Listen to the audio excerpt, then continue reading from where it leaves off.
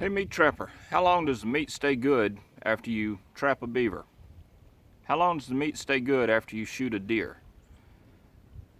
I live in so-and-so and our temperatures are around such and such, and I trapped a beaver with a 330 yesterday and I can't pick it up until such and such a time today. Is it going to be any good?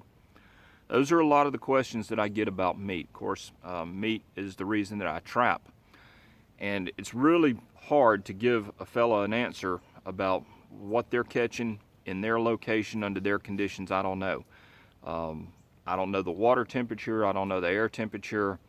I don't know the condition of their traps, etc., etc.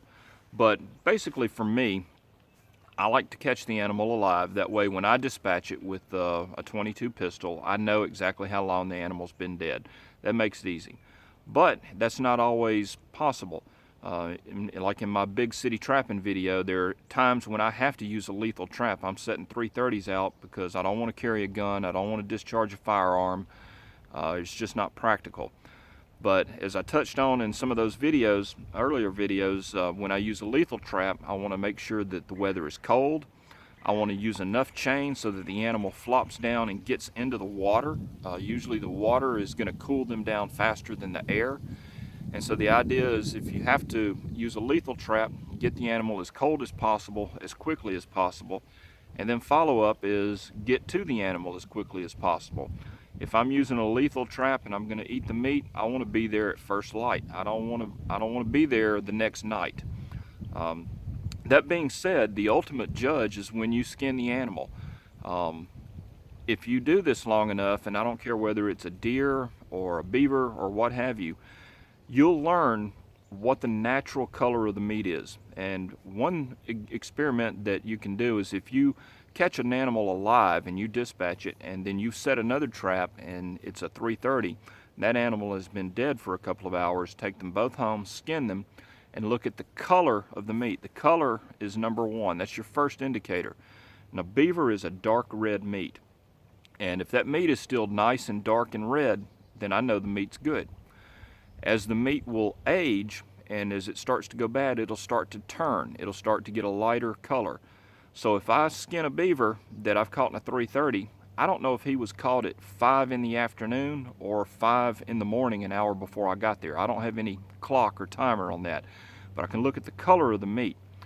And if that meat is starting to lighten up to where it looks like pork, no, that's not going to get eaten. That's the cool thing about trapping your own meat or hunting your own meat, is you get to decide what you eat, not somebody in a slaughterhouse somewhere that you're never going to meet. So rule number one is look at the color, and as the color lightens, the meat is aging. Rule number two is the rotting process is going to start with the entrails first and migrate outward.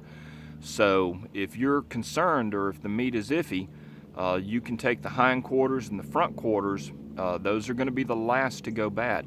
The inside tenderloins are going to be the first to go bad, and that's why you see on a lot of my videos I use a gutless method. I don't want to open the cavity of the animal up unless it's a fresh kill and I'm going to harvest the organ meat, the liver and the heart primarily.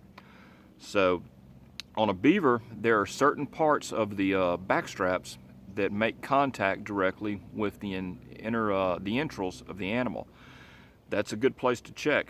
And I wish I had some video to show you, but I've had animals where the far ends of the back straps were dark red, and that little area in the middle where it touches the entrails was starting to lighten up, and you could actually see that. If I can find that footage, I'll paste it in here.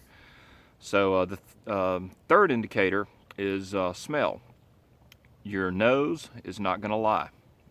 When you open that animal up, if it doesn't smell clean and fresh when you smell that meat, the decision is yours as to whether you're going to go for it or not. So trust your eyes, trust your nose, and just use some plain common sense on that. And that's really the best advice that I can give you as far as how to tell if the meat is still good. Believe me, if the meat's no good, you can look at it and you can smell it and you can tell that you don't want any part of it. So anyway, I hope that's of value. Pay attention to a good, clean, fresh kill and use that as your baseline and compare everything to that. And ultimately, you get to decide, not a slaughterhouse, not a government bureaucrat, you. Thanks a lot. We'll see you next time.